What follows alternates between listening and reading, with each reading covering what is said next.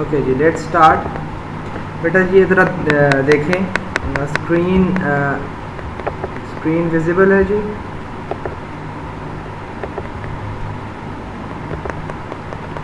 I hope it's now visible to everyone. Is it?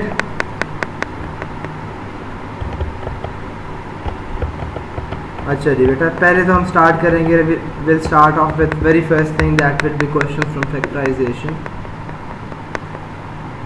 Factorisation में आपको पता होना चाहिए कि बेटा हमने क्या करना होता है। फैक्टराइजेशन में तीन तरह की चीज़ें हो सकती हैं, तीन तरह से आप फैक्टराइज कर सकते हैं उसको। पहला मेथड जो है वो उससे आप क्या कहते हैं, मिड टर्म ब्रेकिंग आपने पढ़ा हुआ है। सेकेंड मेथड जो है उसे हम कहते हैं कंप्लीटिंग द स्क्वायर।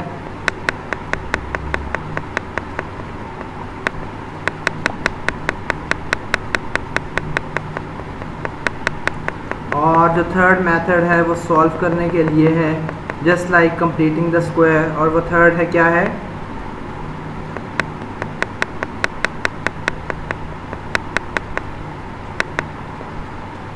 जी बेटा, मैंने यही कहा कि ये मिड टर्म ब्रेक करने के लिए है, फैक्टराइजेशन करने के लिए है, और जो नीचे वाले दो फार्मूलाज हैं ये सॉल्विंग पर्पस के लिए भी है। ठीक है, कंप्लीटिंग द स्क्वायर और क्वाड्रेटिक फार्मूला जो है, ये मैंने इक्वेशन लिख दी है। क्वाड्रेटिक फार्मूला जो है ये दोनों के दोनों किस लिए होते हैं साथ?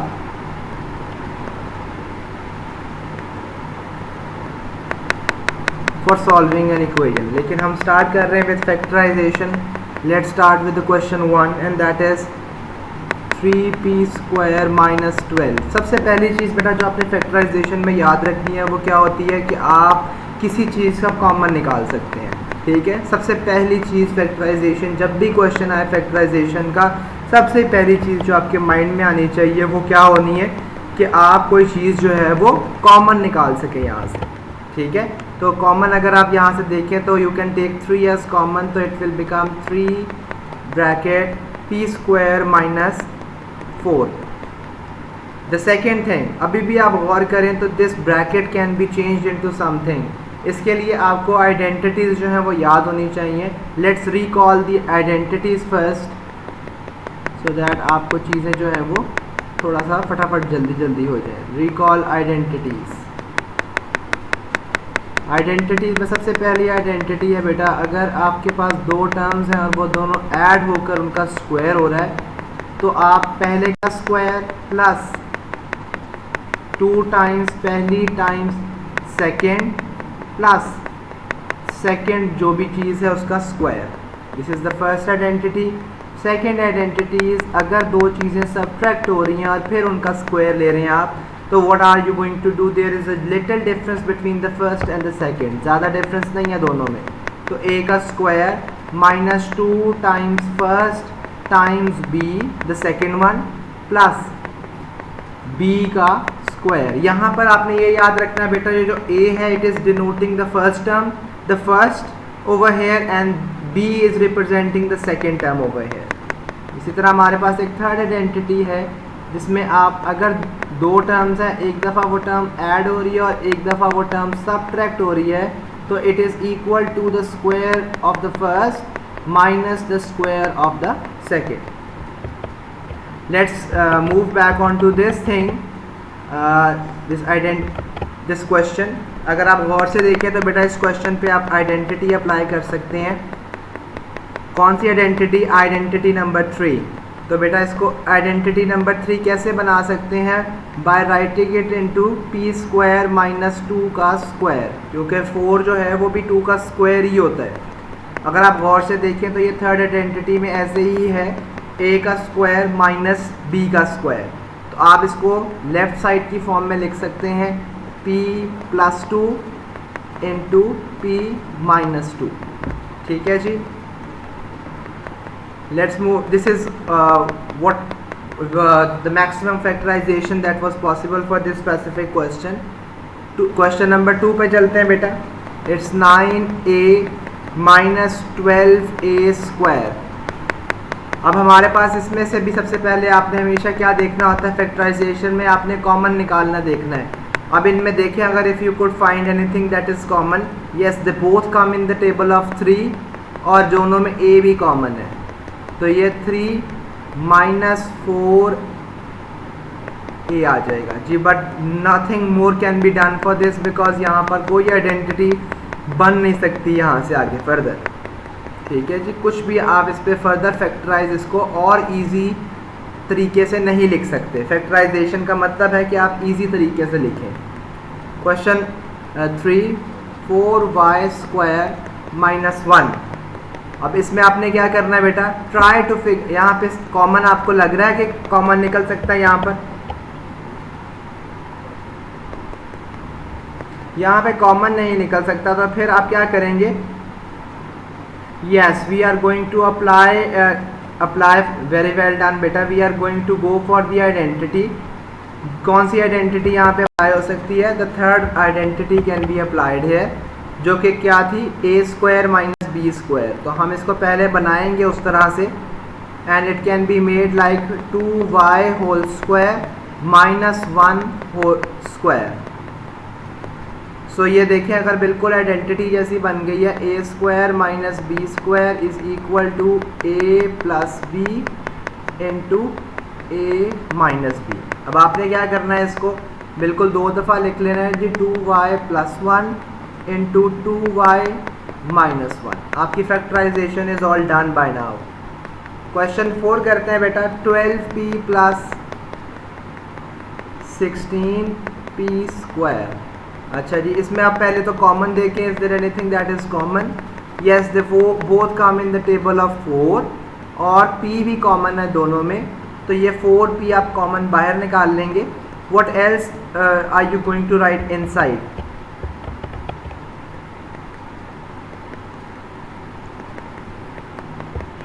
Yes 3 + 4p। कॉमन आप कैसे निकालते हैं, आप देखते हैं कि what is there that is similar between the two of them, दोनों में क्या चीज़ें बिल्कुल सेम है, वो कॉमन होती हैं बेटा। Let's move on to question number 5।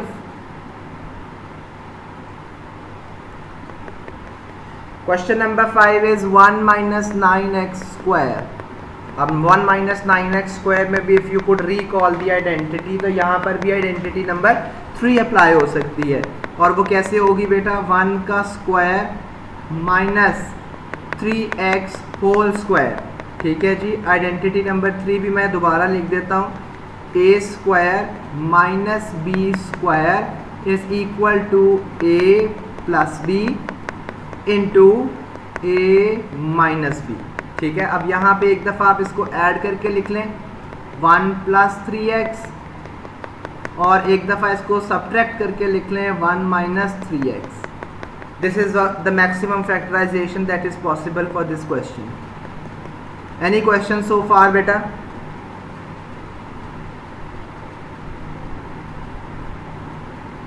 No? Okay जी, let's move on to a little different type of questions, जिसमें हमारे पास क्या है, x² - 7x + 12। अब आपने इस तरह का क्वेश्चन जब आ जाएगा, तो if you could just recall that there is nothing as common over here. जब कॉमन नहीं है तो there is another method, another way of doing it, और उसे क्या कहते हैं, मिड टर्म ब्रेकिंग। अब मिड टर्म ब्रेकिंग की तरफ जाएं। मिड टर्म ब्रेकिंग का क्या तरीका कार क्या है, पहले तो हम वो देखते हैं, just be with me over here, कि मिड टर्म ब्रेकिंग हमने करनी कैसे है।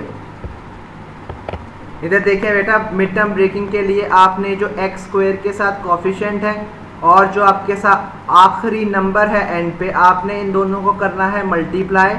फॉर एग्जांपल यहाँ पे 12 × 1 +12 आता है, और सेंटर में क्या नंबर लिखा हुआ है, सेंटर में x का क्या कॉफिशेंट है, वो -7 है। अच्छा, अब आपने ऐसे 2 फैक्टर्स ढूंढने हैं जिनको अगर आप मल्टीप्लाई करें तो बेटा आपके पास +12 आए, ठीक है, और अगर आप उसे ऐड करें तो आपके पास -7 आए। ठीक है, ऐड करने से -7, शाबाश, वेरी गुड। आपके पास ऐड करने से दरमियान वाला नंबर आना चाहिए, और आपके पास उन्हीं 2 फैक्टर्स को मल्टीप्लाई करके, मैं फैक्टर्स लिख लेता हूँ, वेरी वेल डन बेटा, फैक्टर्स हमारे पास क्या है, -3, -4। तो अच्छा, अब आपने करना क्या होता है बेटा, since the method is known as mid term break, method का नाम क्या है, मिड टर्म ब्रेक। तो मिड टर्म को हमने ब्रेक करना होता है और बाकी चीज़ों को हमने कुछ नहीं करना। तो मिडिल टर्म यहाँ पर अगर आप गौर से देखें तो इट्स -7x। तो जो भी चेंजेस हमने करने हैं वो हमने सिर्फ -7x के साथ करने हैं, बाकी किसी के साथ कोई चेंज नहीं करना। पहले वाली चीज़ है 1x², वो एज इट इज़ लिख देंगे आप, ठीक है। और इसी तरह आपका जो आखिरी +12 है वो भी एज इट इज़ लिख देंगे आप। दरमियान वाली जो मिडिल टर्म है उसकी जगह जो आपने अभी दो फैक्टर्स डिसाइड किए हैं आप इनको चूज़ करेंगे, -3x -4x, ठीक है जी। जहाँ तक क्लियर होगी बात, आपने जो दो फैक्टर्स चूज़ किए थे एज पर द क्राइटेरिया, उनको आप यूटिलाइज करेंगे। अब अगर हम देखें, अब हमने करना क्या नेक्स्ट स्टेप में, हमने दो के पेयर बनाने हैं। These are the first 2 pairs, these are the second 2 in pair. आपने पहले पहले पेयर में से कॉमन निकालना है, फिर आपने दूसरे पेयर में से कॉमन निकालना है। पहले पेयर में से जब आप कॉमन निकालेंगे तो there is x that is common, अंदर क्या आएगा x -3, ठीक है। कॉमन निकाल रहे थे पहले 2 से। अब अच्छा, आपने सेकंड पेयर में से कॉमन निकालना है जो कि दैट इज -4 एंड +12। कॉमन कैसे निकालना बेटा, आपने एक चीज़ याद रखनी है, अगर थर्ड वाले के साथ नेगेटिव का साइन है, जो भी थर्ड टर्म है इसमें, इसके साथ अगर नेगेटिव का साइन है वो तो कॉमन में वो बाहर आएगा। अगर थर्ड वाली टर्म के साथ नेगेटिव का साइन बनता है तो वो बाहर आएगा। अच्छा, यहाँ पर नेगेटिव है तो since there was negative in the third term, वो नेगेटिव बाहर आ गया। 4x और 12 के अंदर क्या कॉमन था, देयर वाज 4 कॉमन। आप ब्रैकेट में क्या लिख लेंगे, x माइनस व्हाट 3। अब आप देखें तो ये दो ब्रैकेट्स जो हैं दे आर रिपीटिंग देमसेल्फ। तो जो रिपीट कर रहे हैं आपने उनको बेटा एक दफ़ा लिखना है, और जो बाकी मटेरियल बच जाएगा इन दो ब्रैकेट्स के अलावा विच इज़ x एंड -4, आपने बेटा उसको एक और ब्रैकेट बनाकर उसमें लिख देना है। तो आपकी ये फैक्टराइजेशन कंप्लीट हो जाती है जी। So far any question?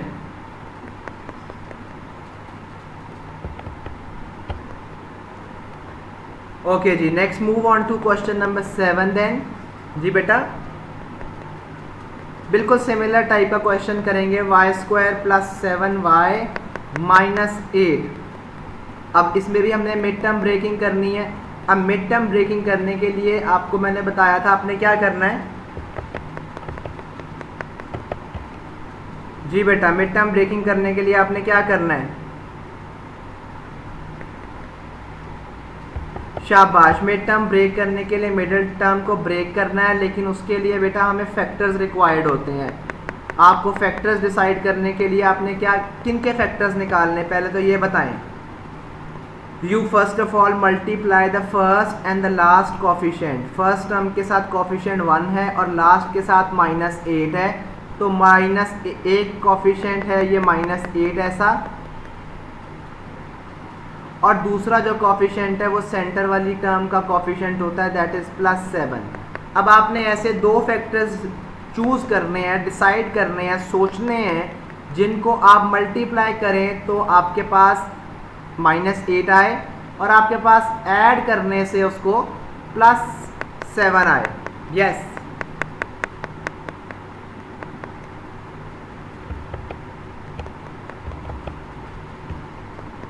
जी बेटा, are there any such, sorry, +8y और -y, you mean to say that 8 and 1 बेटा, +8 and -1, ठीक है। तो अब आपने क्या करना है, the rest of the things just will come as it is down, y² और -8 ये ऐसे ही लिख लेना है। पहली चीज़, पहली टर्म और लास्ट टर्म आपने एज इट इज़ लिख लेनी है। आपने सिर्फ और सिर्फ कॉपी क्या करना है, चेंज क्या करना है, मिडिल टर्म को, और मिडिल टर्म की जगह आपने क्या लिख देना है, वो जो फैक्टर्स आपने अभी डिसाइड किए हैं विच आर 8y + -1y। ठीक है, अब आपने पेयर्स बना लेने हैं, पहले 2 का पेयर और फिर सेकंड 2 का, लास्ट 2 का पेयर। कॉमन निकालने बेटा, इसमें से क्या निकलेगा, पहले वाले में से कॉमन y कॉमन निकलेगा, अंदर y प्लस 8 आ जाएगा। अच्छा, मैंने अभी आपको बताया था जो साइन थर्ड के साथ होता है वो कॉमन निकलता है। अब यहाँ पर जो थर्ड टर्म है उसके साथ क्या साइन है, माइनस बाहर आएगा, और दूसरा इसमें is there anything that is common over here, 1 में और 8 में कुछ कॉमन हो सकता है? जी बेटा, there is nothing that is common between 1 and 8। तो 1 और 8 में 1 कॉमन है क्योंकि दोनों 1 के टेबल में आते हैं, तो -1 कॉमन आएगा, अंदर आपके पास y प्लस 8 आ जाएगा। ठीक है, if you could just see कि जो y प्लस 8 वाली ब्रैकेट है वो रिपीट हो रही है, 2 दफ़ा लिखी हुई है, आप उसको 1 दफ़ा लिखेंगे बेटा, और जो बाकी चीज़ें बच जाएंगी, और बाकी चीज़ें क्या हैं आपके पास, ये y-1, इसको आप दूसरी ब्रैकेट में ऐसे लिख लेंगे, आपकी फैक्टराइजेशन कंप्लीट हो जाएगी।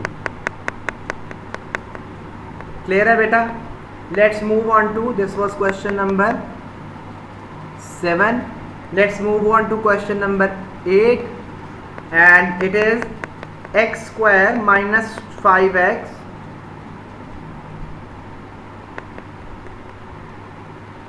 प्लस 6।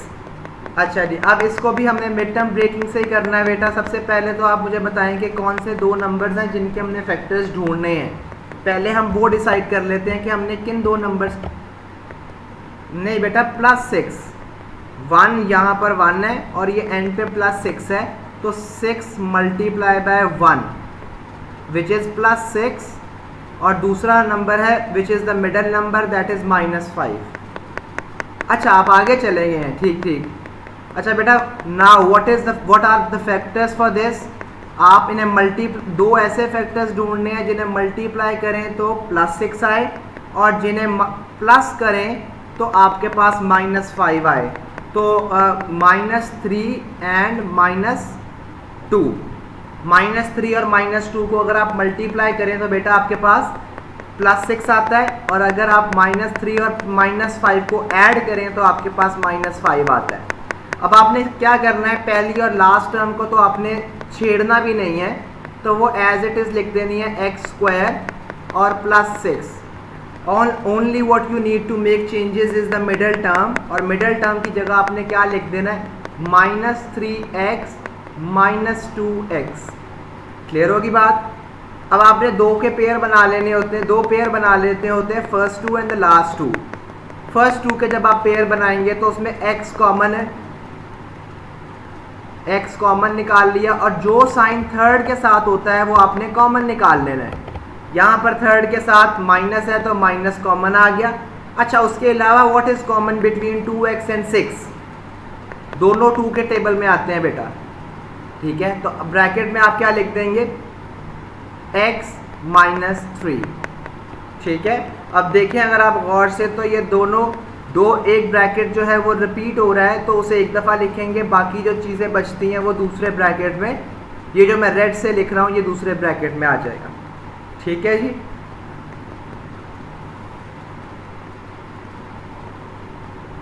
नहीं, that doesn't make any difference because 2 multiply by 3 या 3 मल्टीप्लाई बाय 2 में कोई फ़र्क नहीं होता बेटा।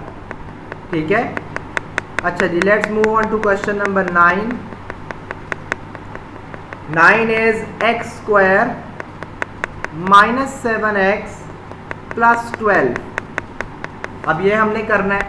अब इसमें भी सेम है, आपने पहले फर्स्ट कोफिशिएंट को और लास्ट नंबर को मल्टीप्लाई करना है, which is 12 multiply by 1 which gives you +12, और मिडल टर्म आपके पास है -7। आपने ऐसे 2 फैक्टर्स ढूंढने हैं बेटा जिन्हें आप मल्टीप्लाई करें तो क्या बने, +12, और ऐसे 2 फैक्टर्स, उन्हीं 2 फैक्टर्स को अगर आप ऐड करें तो बेटा -7। तो वो 2 फैक्टर्स आपके पास कौन से हैं, -3 एंड -4। ठीक हो गया। अब आपने अगला स्टेप क्या होता है बेटा, आपने पहले और लास्ट टर्म को तो बिल्कुल भी छेड़ना तक नहीं है, आपने पहली टर्म को भी एज इट इज़ लिख लेना है और लास्ट टर्म को भी आपने बेटा एज इट इज़ यूं करके लिख लेना है। ठीक है, the only difference that you are going to make is in the middle term, और मिडिल टर्म की जगह आपने बेटा ये फैक्टर्स लिख लेने हैं which are 3x, -3x and -4x। ठीक है बेटा, अब यहां से अब आपने sorry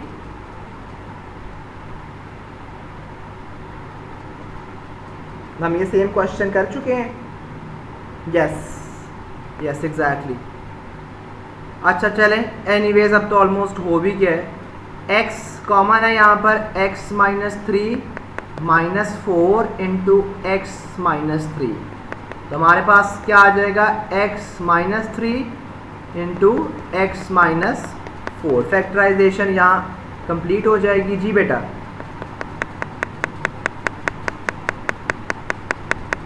a different question, a little difficult than this one, 2x square -7x -15। फिर वही करना है आपने, फर्स्ट कोफिशिएंट को विच इज़ 2 और लास्ट नंबर को आपने करना है मल्टीप्लाई। फर्स्ट और लास्ट को जब आप मल्टीप्लाई करेंगे तो it is going to give you -30। ठीक है, और मिडिल टर्म में आपके पास क्या है, -7।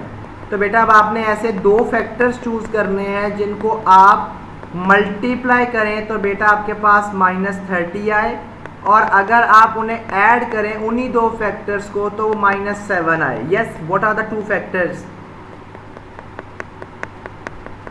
बेटा, 10x एंड 3x -3, 10 एंड -3।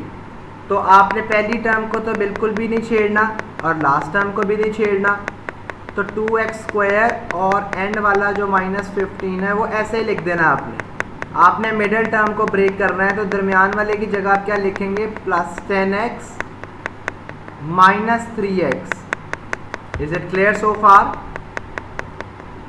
तो बेटा आपने इसके बाद आगे क्या करना है, आपने पेयर्स बनाने हैं। पहले 2 में कॉमन निकालना है और फिर लास्ट 2 के पेयर में कॉमन निकालना है।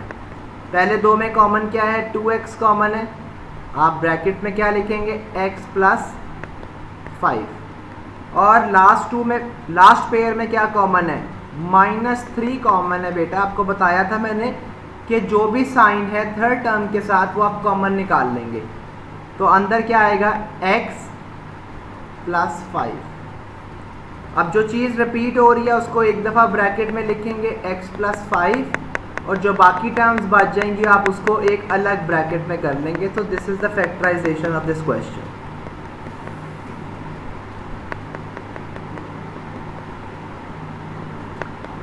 अगर दोनों साथ साथ, अगर ये वाली आप कह रहे हैं कि ये वाली टर्म्स जो 2 मिल रही हैं, एक पेयर बना रही हैं, एक ब्रैकेट बना रही हैं, और जो दूसरी ब्रैकेट है दोनों सेम हो जाए, ऐसा ही है? नहीं, दोनों कट नहीं हो जाएंगी, दोनों ऐसे ही लिखी जाएंगी बेटा। For example, if it was 2x square -3 और दूसरी भी 2x स्क्वायर -3 होती। ठीक है जी, बिल्कुल इसी तरह लिखे रहने दें। क्वेश्चन नंबर बेटा 11, अब थोड़ा सा different type of question. Square नहीं लिखें ना, पर अगर फैक्टराइजेशन कह रहा है तो आप उसे अलग अलग करके ही लिखें बेटा। ठीक है, ब्रैकेट्स की फॉर्म में लिखें आप उसे। अच्छा आगे चल, जी बेटा, sorry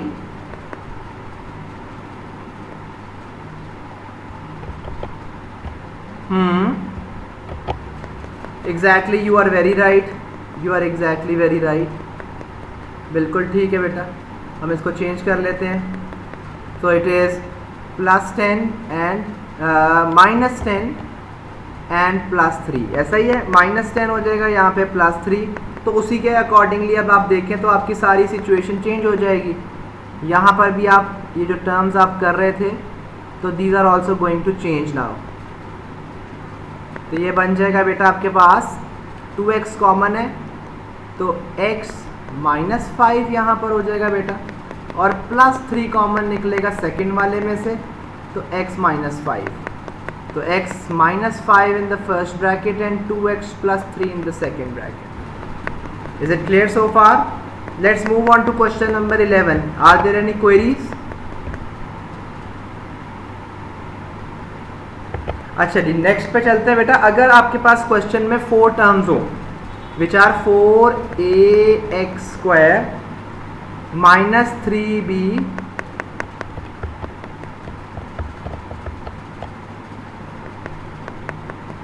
plus 12bx² minus a. अगर आपके पास ऐसे 4 टर्म्स हो तो अगर आप गौर से देखें तो हम जब फैक्टराइजेशन, हम जब मिड टर्म ब्रेकिंग कर रहे थे तो हम उसमें भी 4 टर्म्स बना रहे थे ना 4 टर्म्स.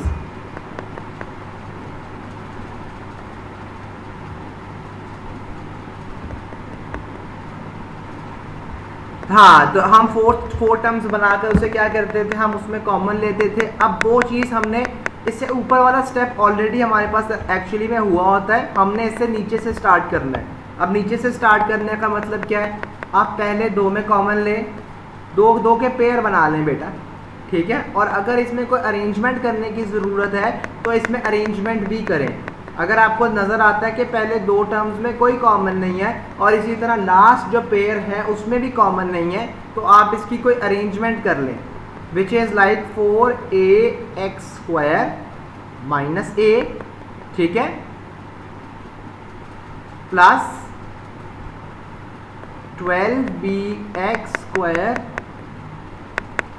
जी बेटा, नहीं, साइंस नहीं बदलेंगे क्योंकि हम उसी क्वेश्चन में उनको आगे पीछे करके लिख रहे हैं. उनके साइंस नहीं आप बदल सकते. साइंस वगैरह या ऑपरेशंस तब चेंज होते हैं जब हम इक्वल टू के दूसरी साइड पे जाते हैं. यहाँ पे कोई इक्वल टू नहीं है, ठीक है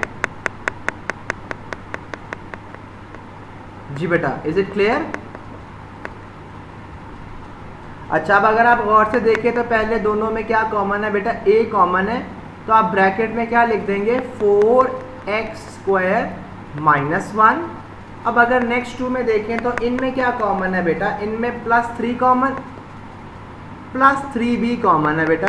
अंदर ब्रैकेट में क्या आ जाएगा, 4x² माइनस 1. एम आई राइट? अब अगर आप यहाँ पे देखें तो ये ब्रैकेट रिपीट हो रहा है, आप इसको लिखेंगे 4x² माइनस 1 और जो बाकी चीज़ें बच जाएंगी वो दूसरे ब्रैकेट में आ जाएंगी, a प्लस 3b. अच्छा बेटा, आप गौर से मुझे बताएं, can you further factorise this first bracket? क्या?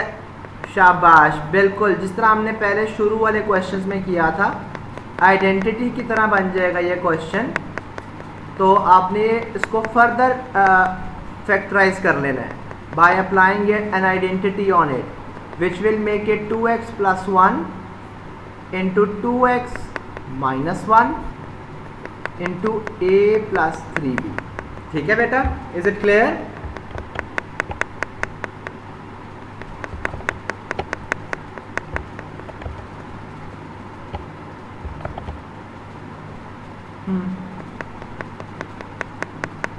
जी बेटा, क्योंकि हमने फैक्टराइज कंप्लीटली करना होता है, हमने बिल्कुल एंड तक उसको फैक्टराइज करना है. और एंड तक फैक्टराइज करने का मतलब है कि उसमें कोई ऐसी एम्बिग्विटी ना हो, ऐसा कोई भी स्टेप मिसिंग ना हो जो फैक्टराइज और फर्दर आगे तक हो सकता है. ठीक है जी, is it clear? 12 question number इस सिमिलर क्वेश्चन है 12, which is 2yt minus 8ys minus 2t plus 42s. जी, अब कॉमन अगर आप देखें तो इफ़ यू पहले 2 में अगर आप कॉमन देखें तो कॉमन तो निकलेगा जी. इसकी अरेंजमेंट करने की ज़रूरत पड़ेगी या हम ऐसे ही कॉमन लिख लें? जी बेटा, जी बेटा, this is not 2, this is z है, zs है, ये zs है. ठीक है, ये 2s नहीं है, ये zs है. जी आप बताएं, कॉमन निकालने की जरूरत पड़ेगी? कॉमन निकालने बेटा बताएं, पहले 2 में क्या कॉमन है? What is the common between the first 2? 2y और आगे हमारे पास t माइनस 4s, ऐसा ही है। And what is common between the next pair, minus z, और अंदर क्या आ जाएगा जी, t माइनस 4s। अब एक ब्रैकेट है जो रिपीट हो रहा है, उसको आप एक दफ़ा लिखेंगे t माइनस 4s, और दूसरे ब्रैकेट को आप एक दफ़ा लिखेंगे which is going to be 2y minus z। Understandable. Question number 13 पे मूव करते हैं बेटा। Again question number 13 is from mid term breaking, but जी किस तरह, कौन सी, लेकिन t के ऊपर स्क्वायर नहीं है ना बेटा, ना s के ऊपर स्क्वायर है। अगर होगा तो फिर हम बनाएंगे, ठीक है। तो 4t square minus 2t minus 15। अभी अगर आप गौर से देखें तो ये 3 टर्म्स हैं, और 3 टर्म्स को हम कैसे सिंप्लीफाई करते हैं, by mid term breaking. Factorisation करनी है हमने कैसे, मिड टर्म ब्रेकिंग के थ्रू। तो मिड टर्म ब्रेकिंग हमने कैसे करनी है, अभी आपको बताया था बेटा। फर्स्ट टर्म का जो कोफिशिएंट है और जो लास्ट नंबर लिखा हुआ, आपने इनको करना है multiply, which is 1 multiply by minus 15, which will make it minus 15। और मिडिल टर्म में क्या है, माइनस 2। आपने अब ऐसे दो फैक्टर्स ढूंढने हैं जिनको आप मल्टीप्लाई करें तो माइनस 15 आए, और उनको ऐड करें तो माइनस 2 आए। जी बेटा, वो दो फैक्टर्स क्या हैं, माइनस 5 एंड प्लस 2। एक मिनट मुझे बताएं, एक मिनट बेटा, माइनस 5 और अगर प्लस 2 को हम मल्टीप्लाई करें फिर, जी बेटा ये प्लस 3 होगा, क्योंकि हमने मल्टीप्लाई करके माइनस 15 रखना है, और प्लस करके इन दोनों को हमने माइनस 2 करना है, which is not possible if we take it as plus 2। अच्छा, अब हमने पहली और लास्ट टर्म को तो बिल्कुल नहीं छेड़ना। पहली टर्म क्या है, एक्स स्क्वायर, और लास्ट टर्म क्या है, माइनस 15। तो मिडिल टर्म को हमने चेंज करना है, और मिडिल टर्म की जगह हमने क्या लिखना है, माइनस 5t प्लस 3t। ठीक है, अब आपने पेयर्स बना लेने हैं। पहले 2 का पेयर होता है और लास्ट 2 का पेयर होता है। पहले 2 के पेयर में क्या कॉमन निकलता है, नहीं t स्क्वायर है बेटा। पहले 2 में क्या कॉमन है, t कॉमन है, it will be t minus 5, and last 2 का पेयर जो है इसमें क्या कॉमन है, प्लस 3 कॉमन है, तो t माइनस 5। तो जो चीज़ कॉमन है उसको आप एक दफ़ा लिखेंगे, which will make it t minus 5, और दूसरी को एक अलग ब्रैकेट में t plus 3। Any question so far? जी बेटा, जी बेटा,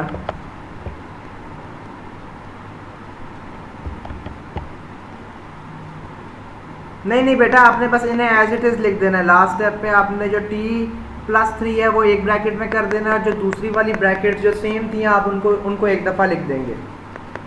ठीक है, अच्छा बेटा, नेक्स्ट क्वेश्चन अब थोड़े से डिफ़िकल्ट क्वेश्चंस हैं, which is 5x square plus x minus 4। अब आपने इसमें क्या करना है बेटा, मिड टर्म ब्रेकिंग करनी है। और क्यों करनी है, any one of you who could tell me the reason of doing mid term breaking here? क्योंकि हमने फैक्टराइजेशन करनी है और 3 टर्म्स हैं यहाँ पर। जब 3 टर्म्स होती हैं तो बेटा हमने मिड टर्म ब्रेकिंग करनी होती है। ठीक है, अब मिड टर्म ब्रेकिंग हम करने के लिए हमें क्या करना है, फर्स्ट कोफिशिएंट को और लास्ट नंबर को मल्टीप्लाई करना है, which is 5 multiply by minus 4, minus 20 आता है। और मिडिल टर्म क्या है हमारे पास, प्लस 1। जी बेटा,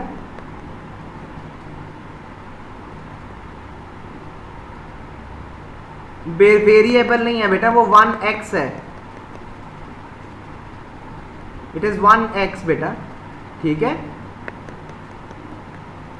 अच्छा बेटा, मल्टीप्लाई करके माइनस 20 आना चाहिए और प्लस करके प्लस 1 आना चाहिए। तो वो ऐसे दो फैक्टर्स ढूंढें जिनको आप मल्टीप्लाई करें तो ये फैक्टर आए और प्लस करें तो ये फैक्टर आए जी, +5 एंड -4। तो बेटा आपने पहली टर्म को बिल्कुल भी नहीं छेड़ना, तो वो एज इट इज़ 5x², और लास्ट टर्म को भी नहीं आपने छेड़ना, वो भी एज इट इज़ -4। आपने सिर्फ और सिर्फ मिडिल टर्म को चेंज करना है और उसकी जगह आपने क्या लिख देना है, 5x - 4x। अब आपने सिंपल कॉमन निकालने बेटा, पहले 2 का जो पेयर है उसमें क्या कॉमन है, उसमें 5x कॉमन है और अंदर क्या आ जाएगा, x + 5। अगला अगर आप देखें तो लास्ट 2 का जो पेयर है उसमें कॉमन है -4, ब्रैकेट में क्या आ जाएगा, x + 5। ऐसा ही है।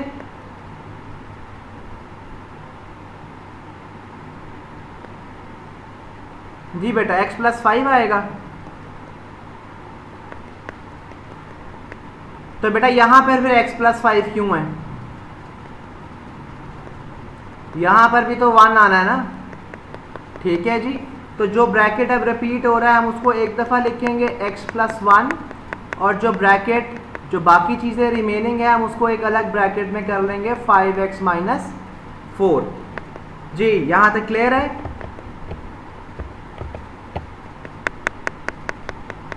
कौन सी आइडेंटिटी बेटा, बेटा स्क्वायर नहीं है यहां पर कोई भी ना। क्वेश्चन 15 पे चलते हैं बेटा। Question 15 is 3x² + 5x - 2।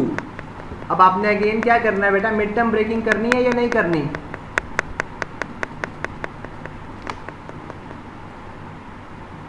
Mid term breaking करने के लिए सबसे पहले तो फर्स्ट कोफिशिएंट और लास्ट नंबर को मल्टीप्लाई करेंगे, विच इज़ 3 एंड -2 -6, और मिडिल टर्म क्या है, +5। तो आपने ऐसे 2 फैक्टर्स ढूंढने हैं जिनको आप मल्टीप्लाई करें तो -6 और जिन्हें आप प्लस करें तो +5 आए आपके पास। तो ऐसे 2 कौन से फैक्टर्स होते हैं जी बेटा, दोबारा बताएं बेटा। 6 -1, एक फैक्टर होगा 6 और दूसरा -1। अब हमने क्या करना है, पहली टर्म को बिल्कुल भी चेंज नहीं करना और लास्ट टर्म को भी बिल्कुल चेंज नहीं करना। तो 3x² और लास्ट में जो -2 है वो भी ऐसे ही रहेगा। Instead of the middle term हम क्या लिखेंगे, +6x - 1x। हम फिर कॉमन निकालेंगे इनके दरमियान में। पहले 2 का जो पेयर है इसमें कॉमन है 3x, अंदर क्या आएगा, x + 2। उसके बाद जो लास्ट 2 का जो पेयर है इसमें क्या कॉमन है बेटा, इसमें -1 कॉमन है, अंदर क्या आएगा बेटा, x + 2। अगर आप गौर से देखें तो एक ब्रैकेट है वो रिपीट हो रही है, आप उसे एक दफ़ा लिखेंगे x + 2, और जो बाकी रिमेनिंग है 3x - 1 उसको आप एक अलग ब्रैकेट में कर लेंगे, ठीक है बेटा। So this is the maximum factorisation possible for this question. बेटा फैक्टराइजेशन के लिए लास्ट क्वेश्चन करेंगे हम, उसके बाद फैक्टराइजेशन ख़त्म करेंगे, सॉल्विंग की तरफ जाएंगे हम। लास्ट क्वेश्चन है हमारे पास 2x² + 5x - 3, ठीक है जी। अब फैक्टराइजेशन का ये लास्ट क्वेश्चन है, और अगर आप देखें तो ये भी अभी दीज आर ऑल्सो 3 टर्म्स। तो आपने क्या करना है, इसका इन 3 टर्म्स को आपने मिड टर्म ब्रेक करना है। और मिड टर्म ब्रेक कैसे करना है, फर्स्ट कोफिशिएंट को मल्टीप्लाई करना है लास्ट नंबर के साथ -6, और मिड टर्म में क्या है, +5। तो आपने ऐसे 2 नंबर्स चूज़ करने हैं, 2 ऐसे फैक्टर्स चूज़ करने हैं जिनको आप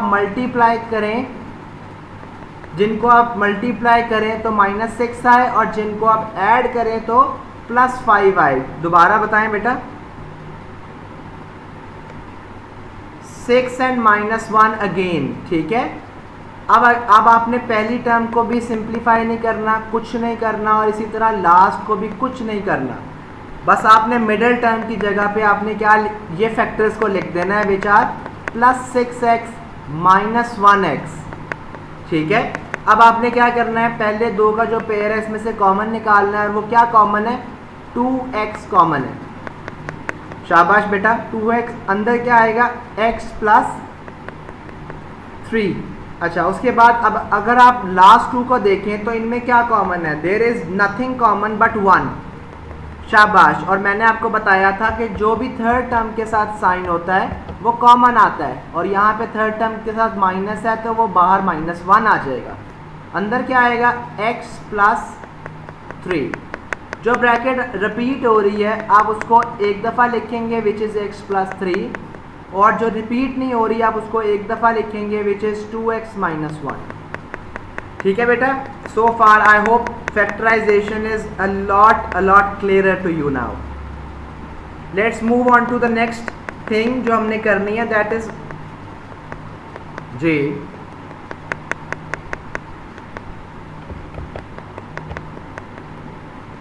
नहीं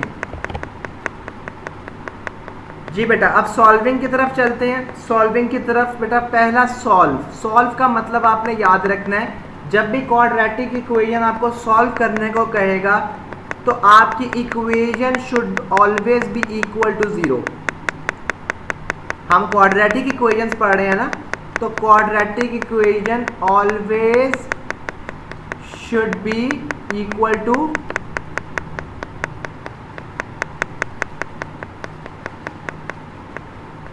0। बड़ा ये हाईलाइटेड मैं कर रहा हूं इसको, ठीक है, इक्वल टू 0 होना चाहिए। Let's start from the very first question बेटा, 2y square plus 29y minus 15 equal to 0। ठीक है, अब आपने इसमें क्या करना है, अब आपने इसमें 3 टर्म्स हैं तो आपने क्या करनी है, इसकी मिड टर्म ब्रेकिंग करनी है।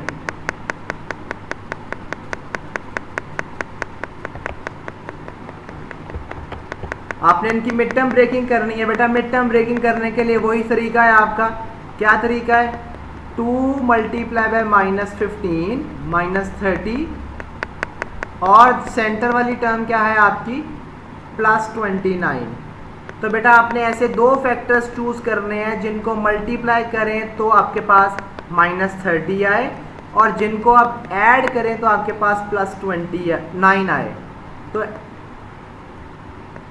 तो ऐसे फैक्टर्स कौन से हैं, +30 -1 नहीं होगा बेटा, हाँ जी, अच्छा ठीक है जी। अच्छा बेटा, आपने फर्स्ट टर्म को बिल्कुल भी चेंज नहीं करना और लास्ट टर्म को भी चेंज नहीं करना, एज इट इज़ लिख देना है। तो 2y स्क्वायर और n पे क्या है -15, इसको एज इट इज़ लिख दिया।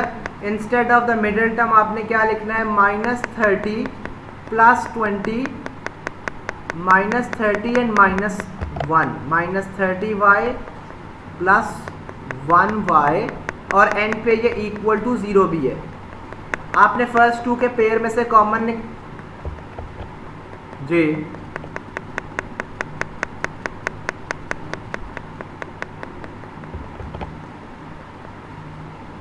बेटा, वो मैंने फैक्टर्स में नहीं लिखा, फैक्टर्स में मैंने ये फैक्टर्स लिखे हुए हैं, 30 एंड -1 फैक्टर्स जो है वो मैंने नीचे लिखे हुए हैं। ऊपर मैंने सिर्फ आपको बताया है कि वो ऐसे आपने किन के 2 फैक्टर्स बनाने हैं। आपने ऐसे 2 फैक्टर्स बनाने हैं जिनको मल्टीप्लाई करें तो -30 आए, ये मल्टीप्लाई करें तो ये आए, और आप उन्हीं 2 फैक्टर्स को अगर ऐड करें तो ये आए +29। ठीक है, मैंने ये लिखा हुआ है जी बेटा। काइंडली बेटा यहाँ फोकस आपका यहाँ होना चाहिए, कहीं और नहीं होना चाहिए प्लीज़। ठीक है जी, फोकस अपना यहाँ रखें आप।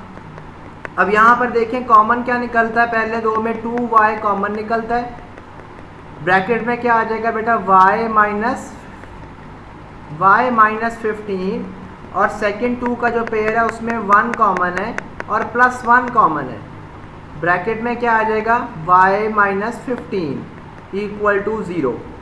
अब अगर आप गौर से देखें तो वही बात है जो अभी तक हम इतने क्वेश्चन हमने किए हैं, y माइनस 15 और बाकी जो रिमेनिंग है वो दूसरी ब्रैकेट में y 2y plus 1 and it is equal to 0।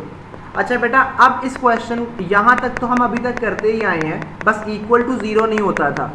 अब जब भी इक्वल टू 0 है तो इस क्वेश्चन को हम फर्दर सॉल्व करेंगे, और सॉल्व का मतलब क्या होता है, find y, find the value of x की या y की वैल्यूज़ को फाइंड आउट करना। तो बेटा हम यहाँ पे क्या करेंगे, ये जो एक ब्रैकेट है पहले वाली इसको भी इक्वल टू 0 लिख देंगे, और जो दूसरे वाली ब्रैकेट है हम इसको भी इक्वल टू 0 कर देंगे। ठीक है, इससे पहले वाली जो इक्वेशन बनी है इससे हमारे पास एक y की वैल्यू आएगी। इसी तरह जो दूसरी वाली इक्वेशन है, जो दूसरी इक्वेशन है उससे हमारे पास भी एक y की वैल्यू आएगी, which is y is equal to -1/2। ठीक है, दो हमारे पास y की वैल्यूज़ आ जाएंगी, 15 एंड -1/2। ठीक है बेटा, तो ये क्वेश्चन सॉल्व हो गया। Let's move on to the next question जी।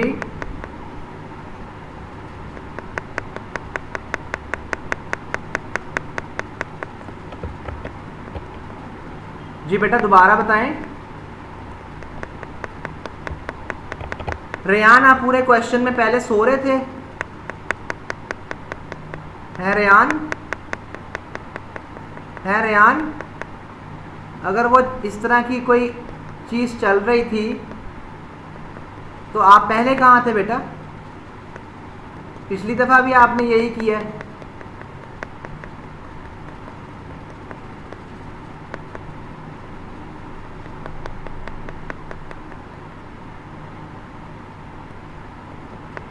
अच्छा जी बेटा, ये चीज़ है हमारे पास +15 यहाँ पर -1y +15 -1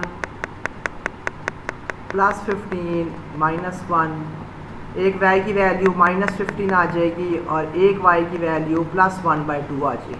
ठीक है जी, अब क्वेश्चन नंबर 2 पे चलते हैं। Is it clear now? Is it all well now? जी बेटा। अच्छा बेटा, नेक्स्ट क्वेश्चन है थोड़ा सा इससे डिफरेंट, और वो है जी 5x² + 6x - 13 = 0। और बेटा इस क्वेश्चन में उसने क्या कहा है कि you need to give your answer up to 2 decimal places. अच्छा बेटा, डेसिमल प्लेसेस जो हैं आपने 2 डेसिमल प्लेसेस तक अपना आंसर देना है। अगर आप याद देखें, अगर आप गौर से देखें, ये लेफ्ट साइड पे आपने मिड टर्म ब्रेकिंग का पूरा क्वेश्चन सॉल्व किया हुआ है। बेटा मिड टर्म ब्रेकिंग में आप डेसिमल प्लेसेस तो फाइंड आउट ही नहीं कर सकते। आपके पास जब भी क्वेश्चन आएगा 2 डेसिमल प्लेसेस या 1 डेसिमल प्लेस इस तरह से रिलेटेड क्वेश्चन आएगा तो आप अपने माइंड में बिठा लें एक बात कि आपने क्वाड्रेटिक फार्मूला अप्लाई करना है। ठीक है बेटा, जब भी आपके पास इस तरह अप टू डेसिमल प्लेसेस के लिए क्वेश्चन आएगा तो आपने क्या अप्लाई करना होता है बेटा, क्वाड्रेटिक फार्मूला। और क्वाड्रेटिक फार्मूला पहले मैं लिख दूं यहाँ पर क्वाड्रेटिक फार्मूला हमारे पास होता है -b ± (b² - 4ac divided by 2a। बेटा क्योंकि अप टू 2 डेसिमल प्लेसेस हमने करना है। ठीक है, तो जब अप टू 2 डेसिमल प्लेसेस की वो बात कर रहा है इसका मतलब है कैलकुलेटर इज अलाउड। तो हम सिंपली वैल्यूज प्लग इन करेंगे और सिंपल आंसर निकाल लेंगे। क्वाड्रेटिक फॉर्मूले के लिए बेटा हमने क्या करना होता है, ए बी और सी की वैल्यूज आइडेंटिफाई करनी है। ए की वैल्यू होती है जो स्क्वायर के साथ कोफिशिएंट होता है वो ए की वैल्यू है, जो x के साथ कोफिशिएंट होता है वो b की वैल्यू है, जो सिंपल एंड पे नंबर लिखा होता है वो c की वैल्यू है। जब आपने ये तीनों चीज़ें डिसाइड कर ली तो बेटा आपने इसके अंदर प्लग इन करना है इस फॉर्मूले में।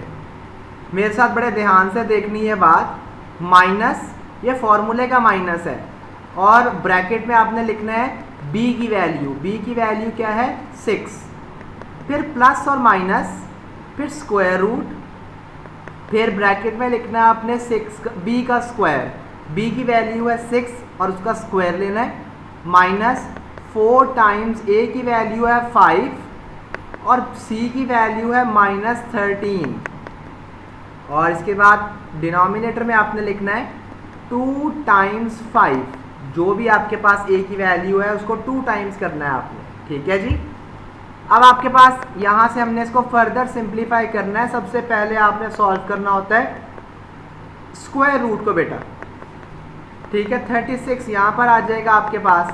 आपने ये देखना है बेटा ये तीनों नंबर्स आपस में हो रहे हैं मल्टीप्लाई, 4, 5 और 13। तो जब आप इन्हें मल्टीप्लाई करेंगे और ये माइनस और माइनस भी आपस में मल्टीप्लाई होगा तो it is going to give you +260, ठीक है, जो डिवाइडेड बाय 10, ठीक है। इसको अब नेक्स्ट करते हैं। The value of x was -6 plus minus 36 plus 260, 36 plus 260 हमारे पास 296 होता है। शाबाश बेटा, इसका आप नीचे 10 है। अब आपने स्क्वायर रूट बताना है मुझे किसका, 296 का। (17.20) तो 6 प्लस माइनस 17.205 और डिवाइडेड बाय 10, बिल्कुल ठीक हो गया, ये लगा दिया। अच्छा जी, अब बेटा ये प्लस और माइनस क्यों आया, आपको सबको पता होना चाहिए कि ये स्क्वायर रूट की वजह से आया है बेटा, स्क्वायर रूट की वजह से आया है और उसकी वजह से हमारे पास दो वैल्यूज़ आएंगी, बिल्कुल ठीक है। अब हमारे पास हम इसको अलग अलग कर लेंगे, -6 प्लस 17.205 डिवाइडेड बाय 10 और दूसरी वैल्यू बिल्कुल इसी तरह -6 माइनस 17.205 डिवाइडेड बाय 10। अब आप यहाँ से इसको सिंप्लीफाई करें बेटा तो -6 प्लस 17.205 क्या आंसर आता है आपके पास,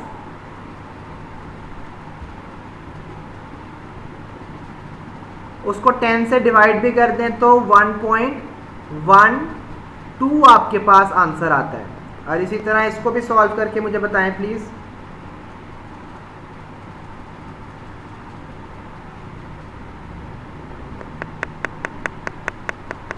इसका आंसर -2.32। अच्छा, आपने ये ध्यान रखना है कि बेटा your final answer should be up to 2 decimal places. जब आप फाइनल आंसर लिख रहे हैं तो राउंड ऑफ करके 2 डेसिमल प्लेस तक इसका लिखेंगे फाइनल आंसर, ठीक है। Any question so far? Okay जी, let's move on to a little different question from here now and the question is इसी तरह का एक क्वेश्चन करते हैं, question very similar to this, ताकि हमारे पास क्वाड्रेटिक फॉर्मूले की थोड़ी प्रैक्टिस और हो जाए। बेटा थर्ड क्वेश्चन है y² plus 7y plus 3 equal to 0, और वो कह रहा है आपसे फिर up to 2 decimal places, up to 2 decimal places आपने बताना है, ठीक है। अब मैं दोबारा क्वाड्रेटिक फार्मूला नहीं लिखूंगा बेटा, सिंपली a, b और c की वैल्यूज़ आपके साथ डिसाइड करूंगा। तो a की वैल्यू यहाँ पर हमारे पास इस क्वेश्चन में क्या है, 1 है, b की वैल्यू क्या है, 7 है, और c की वैल्यू क्या है, 3 है, ठीक है। अब आपने सिंपल क्वाड्रेटिक फार्मूले में ये वैल्यूज़ प्लग इन करनी है, minus bracket 7 plus minus square root of b² which is 7 square minus 4 times 1 times, नहीं x की इक्वल की बेशक लिख ले तो ज़्यादा अच्छा है, क्योंकि आपको पता लगता रहेगा कि आप x की वैल्यूज़ फाइंड आउट कर रहे हैं। इनफैक्ट यहाँ पे x नहीं है, यहाँ पर y है, क्योंकि यहाँ पर अननोन जो है क्वेश्चन के अंदर वो हमारे पास y है, ठीक है। अगर आप ये देखें जो भी अननोन है हम उसकी एक्चुअल में वैल्यू फाइंड आउट कर रहे होते हैं। c जो है वो 3 है और डिवाइडेड बाय क्या हो जाएगा हमारे पास 2 टाइम्स a, तो 2 टाइम्स 1, यहाँ से हमारे पास -7 plus minus square root of 49, 7 का स्क्वायर 49 होता है, -12 डिवाइडेड बाय 2। अच्छा बेटा, -7 plus minus square root of, इसका स्क्वायर रूट किसका होगा, 37 का, डिवाइडेड बाय 2। अच्छा, any one of you who could tell me the square root of 37? -7 plus minus 6.08 और नीचे आ जाएगा 2 आ जाएगा बेटा। अब आपने एक दफ़ा इनको प्लस करना है और एक दफ़ा इनको माइनस करना है, तो -7 प्लस डिवाइडेड बाय 2, क्या आंसर आता है बेटा? -0.46। बेटा 458 था, तो आपने इसको राउंड ऑफ करना है अप टू 2 डेसिमल प्लेसेस, ठीक है। और इसी तरह आपने फिर ऐड भी माइनस भी करना है दोनों को। जी, दोनों को माइनस करते हैं तो क्या आंसर आता है? -6.54। ठीक हो गया?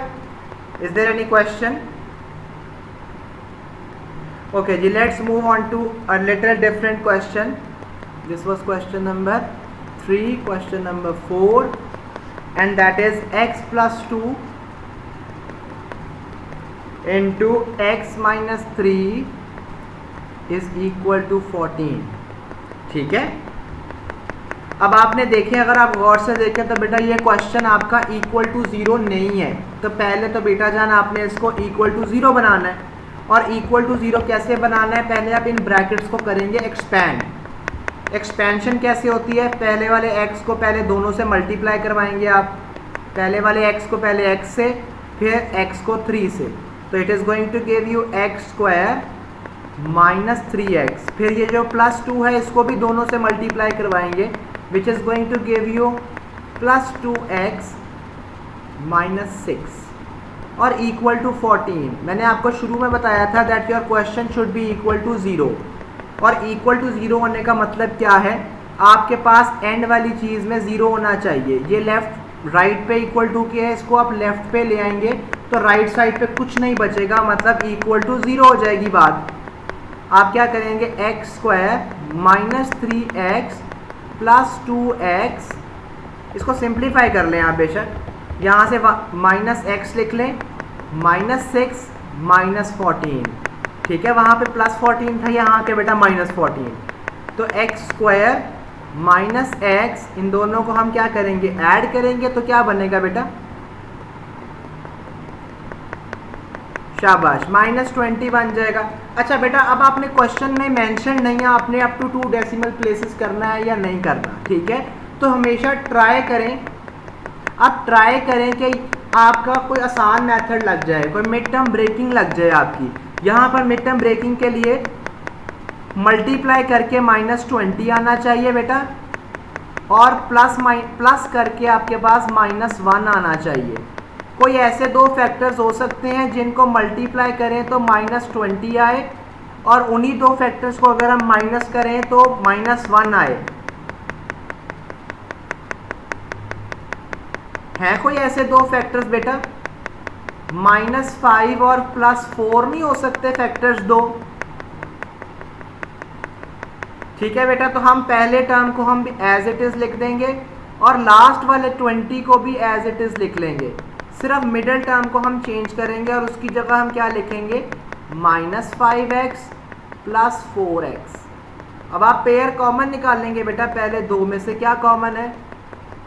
x कॉमन है, और लास्ट 2 में से +4 कॉमन है. अच्छा जी, आप x - 5 और x + 4 = 0. अब यहाँ से आप इसको, वो जो अभी हमने तरीका किया था कि पहली वाली ब्रैकेट भी = 0 कर देनी है आपने, और दूसरी वाली ब्रैकेट भी = 0 कर देनी है.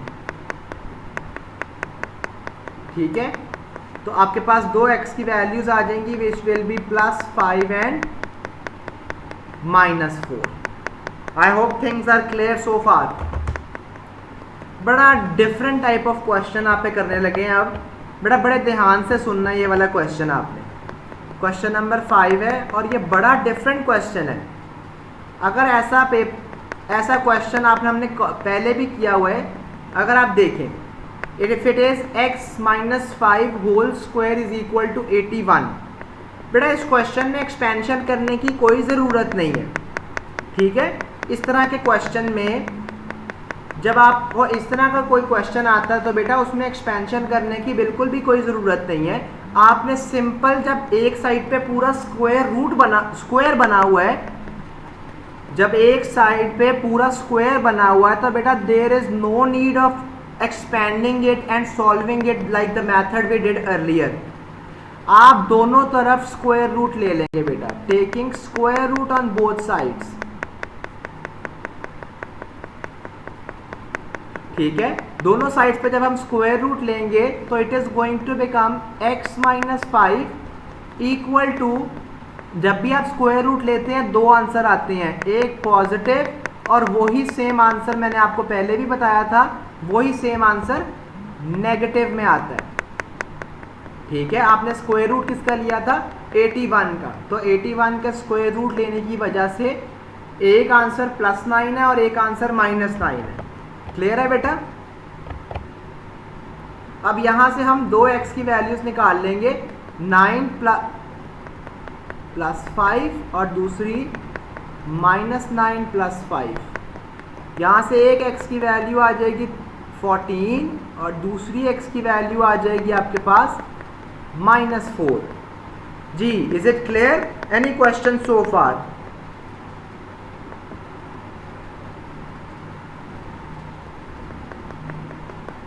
जी बेटा 9, वो 5 यहाँ पे माइनस हो रहा था, वहाँ जाके प्लस हो जाएगा, ठीक है जी।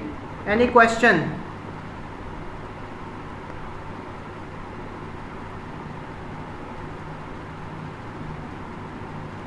ओके जी, क्वेश्चन नंबर 6। क्वेश्चन नंबर 6 जो है थोड़ा सा डिफरेंट है, ठीक है। I am trying to cater different types of questions so that things can be understood well. 2x square minus 20x plus 96, आपने इसको शो करना है in the form of 2 bracket x - 5 whole square plus k, और आपने find यहां पर क्या करना है? Find the value of k, ठीक है बेटा। आपने k की बस वैल्यू फाइंड करनी है। अच्छा, इसको करेंगे कैसे? This is known as completing the square method, ठीक है। हम इसको कंप्लीटिंग द स्क्वायर मेथड से इसको सॉल्व करेंगे। जरा ध्यान से देखना है मेरे साथ। पहले आपने बेटा ये k है, ये k है, ठीक है। अब आपने इसको कंप्लीटिंग द स्क्वायर मेथड से सॉल्व करना है। कंप्लीटिंग द स्क्वायर मेथड में सबसे पहला स्टेप जरा ध्यान से देखना है, हमने पहले भी किया हुआ है ये क्वेश्चन और क्वेश्चंस और इसकी वीडियोस भी पड़ी हुई हैं, ठीक है। अब इसको कंप्लीटिंग द स्क्वायर मेथड से जब हम करेंगे, पहला स्टेप क्या होता है कि जो x का स्क्वायर है इसका कोफिशिएंट जो है वो 1 होना चाहिए। x स्क्वायर का कोफिशिएंट क्या होना चाहिए? 1। तो अगर हम 2 सब में से अगर हम 2 कॉमन निकाल लें तो हमारे पास ब्रैकेट में क्या आ जाएगा? x square minus 10x plus 96। ये स्टेप नंबर 1 था बेटा। 96 का स्क्वायर नहीं लिया, वो नहीं लिया हमने। 96 को भी हम करेंगे, उसको भी कॉमन लेंगे 2, जिससे हमारे पास क्या आ जाएगा? 48। ये हमारे पास स्टेप नंबर 1 कंप्लीट हो गया बेटा। अब आपने क्या करना है? Step number 2। स्टेप नंबर 2 में आपने ये जो पहली 2 टर्म्स हैं इस ब्रैकेट में, you are going to make it in the form of an identity. और वो आपने कैसे बनानी है, बड़े ध्यान से देखना है आपने मेरे साथ। बाकी हर चीज़ को इग्नोर कर देना है। बाकी जो सारी चीज़ें लिखी हुई हैं आपने वो ऐसे ही लिख लेनी है क्वेश्चन में, ये प्लस 48 आपने ऐसे लिख लिया, पूरी ब्रैकेट डाल ली, वो जो प्लस 2 था शुरू के अंदर ब्रैकेट से पहले वो भी लिख लिया आपने। अब आपने चेंजेस करने के हैं, ज़रा ध्यान से देखना मेरे साथ बेटा। ये जो एक्स स्क्वायर है आपके पास ये एज इट इज़ आ गया, -10x एज इट इज़ आ गया।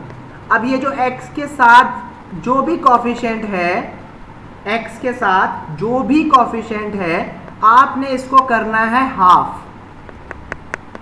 स्टेप नंबर 2 में आपने इसको करना है हाफ। यहाँ पर 10 था तो बेटा उसको हाफ किया तो 5 आ गया, ठीक है।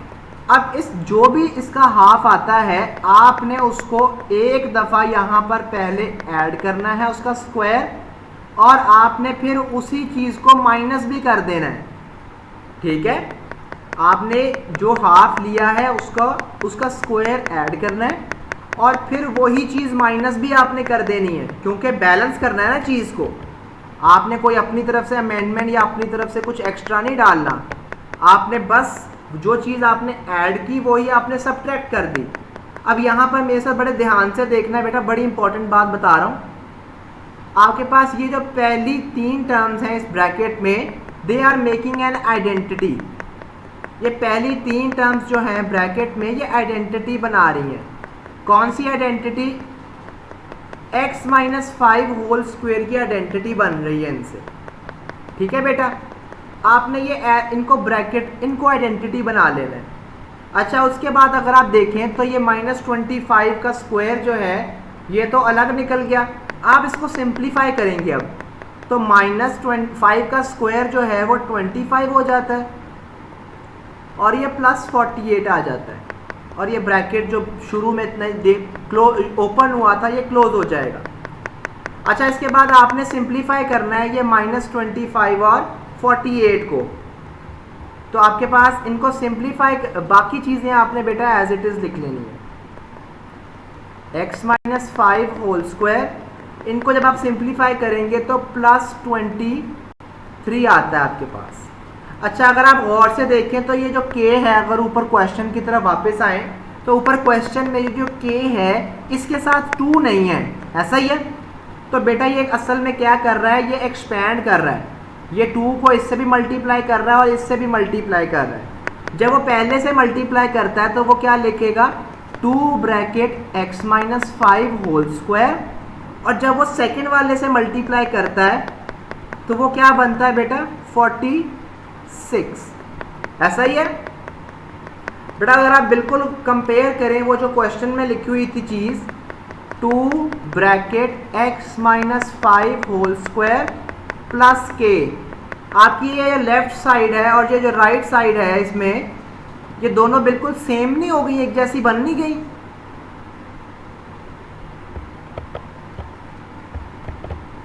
बेटा वो ब्रैकेट के बाहर जो 2 था वो हमारा मल्टीप्लाई हो रहा था ये आइडेंटिटी के साथ भी और जो एंड पे +23 है उसके साथ भी, ऐसा ही है।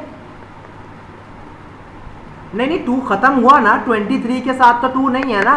अब सिर्फ 2 किसके साथ बचा, पहले वाले के साथ। क्लियर है ये बात।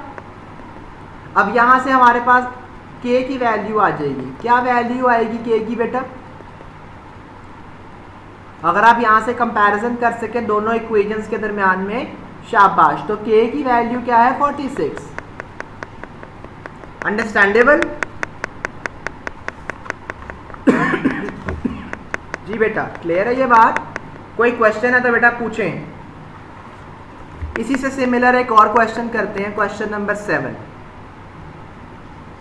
Question is y is equal to 3x² - 12x + 7, और वो कह रहा है you need to express it in the form of y is equal to a bracket x + b whole square plus c, ठीक है।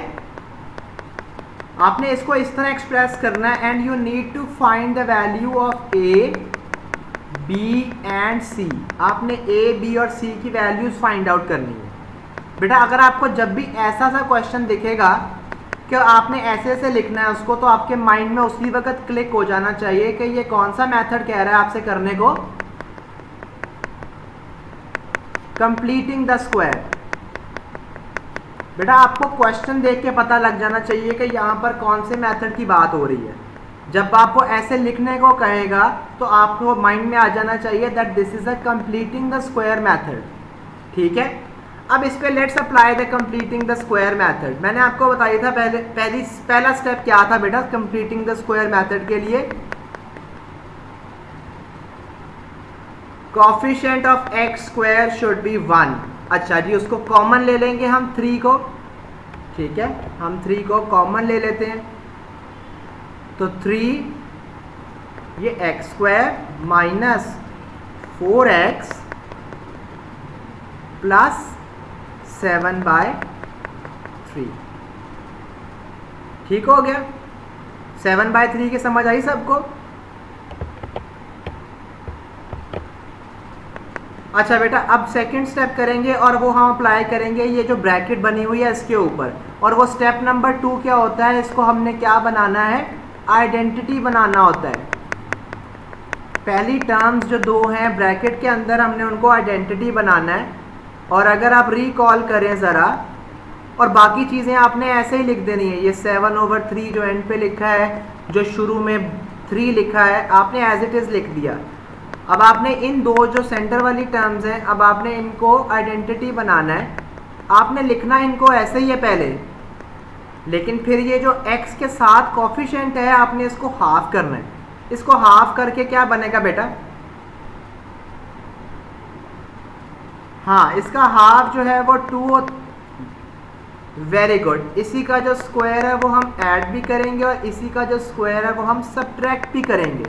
ठीक है, और अगर आप गौर से देखें तो अब ये जो पहली 3 टर्म्स हैं they are making an identity. ये आइडेंटिटी बना रही हैं आपके पास। आपने बाकी सारी चीज़ें ऐसे ही लिखते जाया करनी है, कोई चेंज नहीं करना आपने।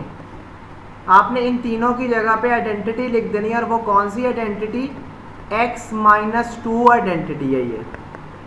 ठीक है, अगर सेंटर वाली टर्म के पहली टर्म के साथ नेगेटिव है तो इसका मतलब है ये सेकेंड आइडेंटिटी की तरफ जा रही है बात।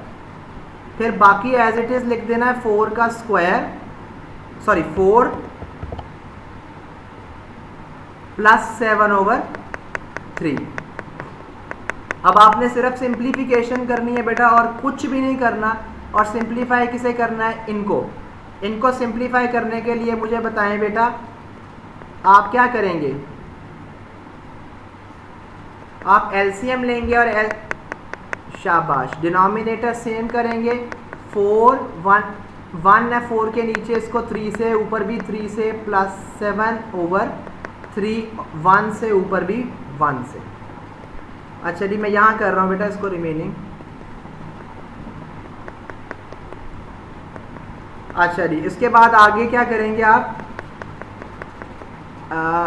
x-2 होल स्क्वायर माइनस ये बेटा 12 बनेगा प्लस 7 और नीचे क्या आ जाएगा आपके पास 3। ऐसा ही है, आपने इसमें चेंज करने हैं, सिंप्लीफाई करना है इसको। x-2 होल स्क्वायर, अच्छा -12 प्लस 7 कितना होता है बेटा, -5/3।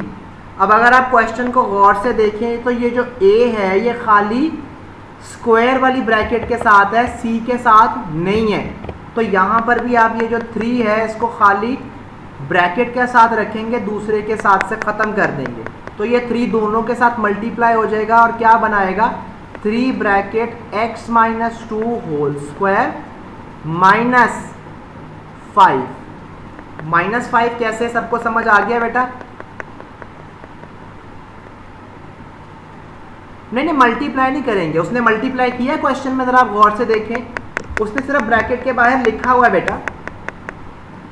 ठीक है, आप मल्टीप्लाई नहीं करेंगे। अब यहां से हमने a की, सॉरी बेटा, जी बेटा ये देखिए मैं आपको करके भी दिखाता हूँ। 5/3 जब 3 से मल्टीप्लाई होता है तो ये यूँ सिंप्लीफाई होकर खाली 5 बचता है। ठीक है, तो अब आप यहाँ से a की value, any one of you who could tell me the value of a, b and c, comparison करें। आपके a की वैल्यू 3 है, b की वैल्यू कितनी है, ध्यान से देख के बताना है बेटा, b की वैल्यू बड़ी इंपॉर्टेंट है।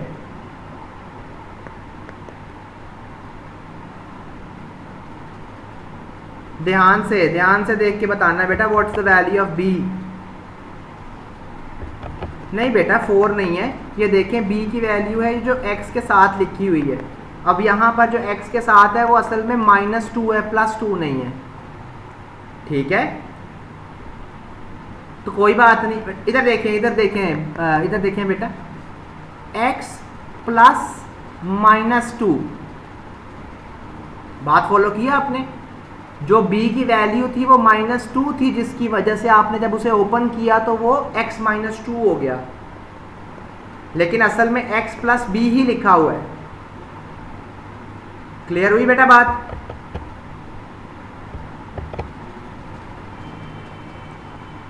बेटा ये देखें ना, यहाँ पर असल में यहाँ पर अगर मैं प्लस डाल दूं तो वो प्लस और माइनस मल्टीप्लाई होके माइनस ही बनाएंगे ना। और यहाँ पर जो b की वैल्यू है ये अलग हो जाएगी, b इज -2 ओवर हेयर। ठीक होगी बात? क्लियर है अब? और इसी तरह यहाँ पर देखिए आप, तो c की वैल्यू क्या है बेटा?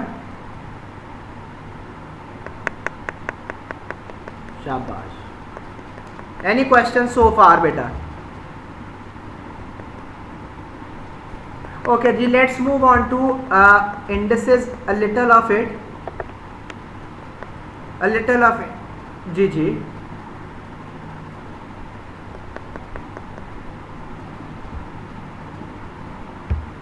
बेटा इसको बाद में डिस्कस करते हैं, पहले इसको ख़त्म कर लें थोड़ा सा, ठीक है जी। इंडिसेस हम देख लेते हैं थोड़ा सा। इंडिसेस के लॉज वगैरह आपको पता है सारे। बेटा इंडिसेस में चंद तरह के क्वेश्चंस आते हैं। कुछ क्वेश्चंस हैं जो सिंप्लीफाई होते हैं, कुछ क्वेश्चंस हैं जिनमें आपने एवेल्युएट करना होता है, और कुछ क्वेश्चंस पे आपने मतलब एवेल्युएट मतलब कैलकुलेट करना होता है। पहले मैं स्टार्ट करूंगा फ्रॉम कैलकुलेशन क्वेश्चंस, ठीक है। आपने कैलकुलेट करना है, एवेल्युएट करना है बेटा। एवेल्युएट करना है कि this is the first question, 9 power 1/2 plus 9 power 0। अब मैंने आपको, अगर आपको लॉज याद हो तो मैंने आपको एक लॉ बताया था जिसमें अगर किसी भी नंबर की पावर में अगर 0 है तो वो हमेशा 1 होता है, ऐसा ही है। तो बेटा ये 9 पावर 0 की जगह पे आप क्या लिख देंगे? 1। और ये जो 9 पावर हाफ लिखा है इसको सिंप्लीफाई करेंगे हम। और कैसे करेंगे? आप कोई ऐसा नंबर ढूंढें जिसको आप पावर की फॉर्म में लिख सकते हो और 9 आता हो। 3 पावर 2 जो है वो 9 होता है, ठीक है। होल पावर 1/2, ठीक है। ये 9 की जगह मैंने क्या लिख दिया? 3 पावर 2। अब यहाँ पर if any one of you could tell me कि यहाँ पर एक लॉ लगता है, अगर आपको याद हो लॉज, तो यहाँ पर एक लॉ लगता है कि हाँ पावर हो तो पावर मल्टीप्लाई हो जाती हैं। तो पावर्स अगर मल्टीप्लाई हो जाएं, 2 और हाफ मल्टीप्लाई हो तो कट जाते हैं आपस में, ठीक है। तो ये आपके पास 3 बचता है। ये 2 और हाफ मल्टीप्लाई हो तो वो आपस में सिंप्लीफाई हो जाते हैं। तो ये आपके पास फाइनल आंसर बचेगा 3 + 1 विच इज़ 4।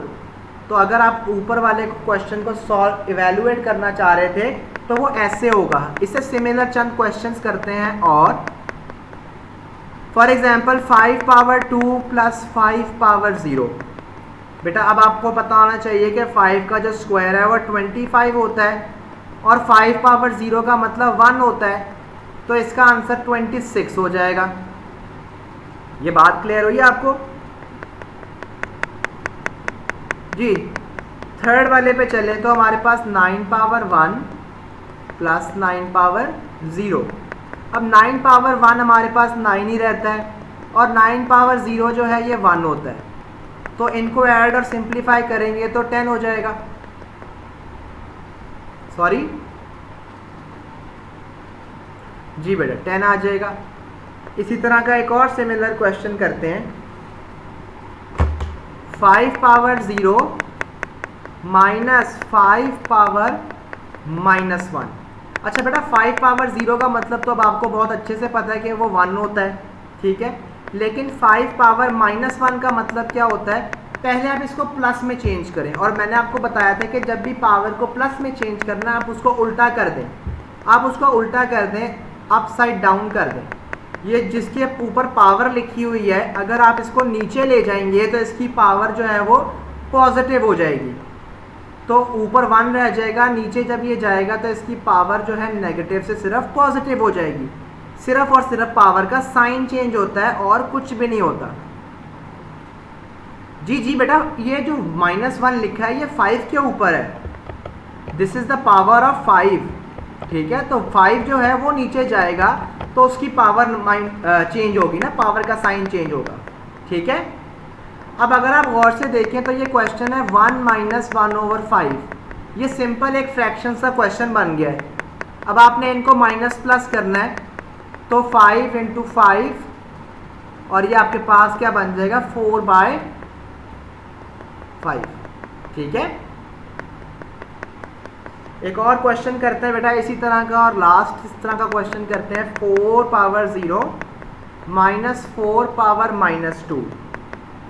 बेटा ये देखिए 4 पावर 0 का मतलब क्या होता है 1, और 4 पावर -2 लिखा है। अब आप इसको चेंज करें इनटू अ पॉजिटिव पावर। अगर 4 की पावर में नेगेटिव है तो इसको पॉजिटिव करने के लिए जो 4 पावर -2 है इसको नीचे ले जाएं तो ये +2 हो जाएगा, ठीक है। अब अगर +2 है तो ये क्या होता है 4 पावर 2 इज 16। तो ये असल में एक सिंपल सा क्वेश्चन बन गया 1 माइनस 1/16। आपके पास इसे सिंप्लीफाई करें तो 15/16 इसका आंसर आ जाता है। एनी क्वेश्चन सो फार? अच्छा बेटा थोड़ा सा एक डिफरेंट क्वेश्चन है, 3/2 होल पावर -1। अब आपने एक बात याद रखनी बेटा, इस वक्त ये पूरे की पावर -1 है ना, जब पूरे की पावर -1 है तो आपने इसको +1 बनाना है, ऐसा ही है। मैंने आपको यही बताया था ना कि पावर को हमेशा रखें पॉजिटिव में। आप आ जाएगी, लेकिन उससे भी आसान तरीका है ना, पहले आप पावर को पॉजिटिव बना लें। आप पावर को पॉजिटिव कैसे बनाएंगे, पहले जो अंदर फ्रैक्शन लिखी है आप इसको उल्टा कर दें, इसको अपसाइड डाउन कर दें, 2/3, ठीक हो गया। आपने अंदर वाली फ्रैक्शन को ऊपर अपसाइड डाउन कर दिया, जिसकी वजह से पावर नेगेटिव से चेंज होकर किस में हो गई, पॉजिटिव में, ठीक हो गया। अब ये नेगेटिव से पावर पॉजिटिव में हो गई। अब यहाँ पर वो जो लॉ है वो याद करें, वो क्या था लॉ, कि पावर अगर पूरी ब्रैकेट के ऊपर है वो सबके ऊपर आ जाती है। तो ये क्या बन जाएगा 2 पावर 1 और 3 पावर 1, जिसका आंसर क्या बनेगा 2/3। यहाँ तक कोई क्वेश्चन है तो बेटा बताएं। अच्छा बेटा एक और क्वेश्चन है, last question for the reinforcement lesson, इसके बाद हम इसको एंड करेंगे, और वो है आपके पास 3a² b divided by 12ab power 4 whole power -2। अच्छा बड़ा ध्यान से देखें सारे ये क्वेश्चन, मैंने अभी आपको ऊपर बताया ये जो -2 लिखा हुआ है ये पूरे की पावर है, और पूरे की पावर नेगेटिव है। तो नेगेटिव पावर को पहले पॉजिटिव में चेंज कर लें, और पॉजिटिव में कैसे चेंज करेंगे, इसको अपसाइड डाउन मूव कर लें, पूरी फ्रैक्शन को, जो डिनोमिनेटर में है उसको न्यूमरेटर में कर दें, और जो न्यूमरेटर में है उसको डिनोमिनेटर में कर दें, जिसकी वजह से सिर्फ और सिर्फ क्या चेंज आएगा, पावर का जो साइन है जो पूरी ब्रैकेट के ऊपर था वो चेंज हो जाएगा, ठीक है। अच्छा अब इसको सिंप्लीफाई करने की भी कोशिश कर लें, ये 12 और 3 सिंप्लीफाई होकर 4 बनाते हैं, ठीक है, ठीक है बेटा। आपके पास क्या बन जाएगा, ये 4 करेंगे, हम बिल्कुल करेंगे बेटा। 4ab पावर 4 और डिनोमिनेटर में हमारे पास है a स्क्वायर b और ये पूरे की पावर में है 2। बेटा अब आपको यहाँ पर मैंने एक लॉ पढ़ाया था कि ये जो भी पावर होती है ये सबके ऊपर आ जाती है, ठीक है, ये सबके टॉप पे आ जाती है। सब पे टॉप पे आने का मतलब क्या है, ये पावर 4 के ऊपर पे भी आ जाएगी, ये a के ऊपर भी आ जाएगी, ये b पावर 4 के ऊपर भी आ जाएगी। इसी तरह ये जो नीचे लिखे हुए सारे a पावर 2 ये इसके ऊपर भी आ जाएगी, ये b है इसके ऊपर भी आ जाएगी। ये जो पावर है ये जो सबके ऊपर थी ये इंडिविजुअली सबके ऊपर आ जाएगी, ठीक है। यहाँ तक कोई क्वेश्चन है तो बेटा बताएं। अब 4 पावर 2 आपको पता होना चाहिए कि ये 16 होता है बेटा, और a पावर 2 है यहाँ पर, मल्टीप्लाई बाय, अब आपको पता होना चाहिए कि पावर की जो पावर है वो क्या होती है बेटा, मल्टीप्लाई, तो b पावर 8 हो जाएगा और इसी तरह नीचे भी a पावर 4 हो जाएगा क्योंकि पावर की पावर मल्टीप्लाई हो जाती है। इसी तरह b पावर 2 हो जाएगा। अच्छा बेटा इससे अगला स्टेप बड़ा आसान है, अपने आप को ज़िंदगी को आसान रखना है आपने ये जो नीचे लिखी हुई है सारी चीज़ें आपने ऊपर ले आनी है, ठीक है। ये सारी चीज़ें ऊपर कैसे लेके आनी है ज़रा ध्यान से देखना मेरे साथ। ये a power 2 multiply by b power 8, ये जो ऊपर लिखे थे वो तो मैंने एज इट इज़ लिख लिए पहले।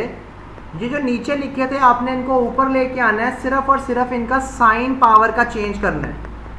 आपने जब नीचे से इनको ऊपर लिखना है जिस भी चीज़ को, उसकी पावर का सिर्फ और सिर्फ क्या चेंज करना है, साइन।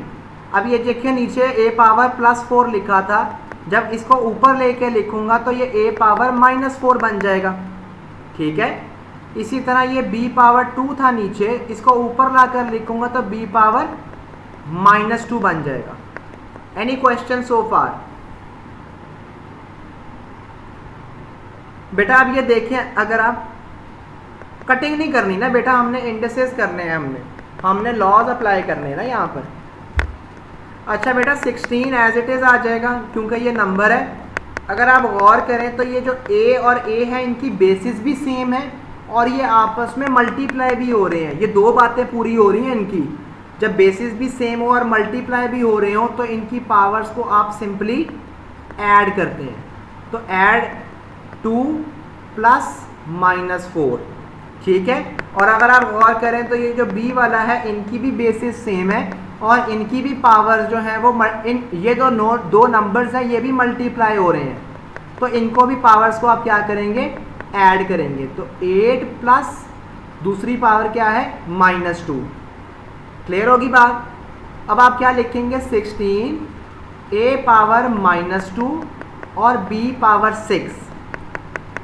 बेटा यहाँ तक क्लियर है? मैंने सिर्फ सिंप्लीफाई किया है इनको। अगर आप गौर से देखें तो बेटा ये वाला जो पावर है ये नेगेटिव में है। हम नेगेटिव में पावर का आंसर नहीं देते बेटा, हम इसको पॉजिटिव में चेंज करना चाह रहे हैं। शाबाश, वेरी गुड। हम इसको नीचे ले जाएंगे, बाकी जो ऊपर लिखा हुआ है उसको ऊपर ही रहने देंगे। इसको जब नीचे लेके जाएंगे तो ये a पावर +2 हो जाएगा। तो ये आपका सिंप्लीफाइड आंसर बनता है इस क्वेश्चन का। जी, एनी क्वेश्चन सो फार?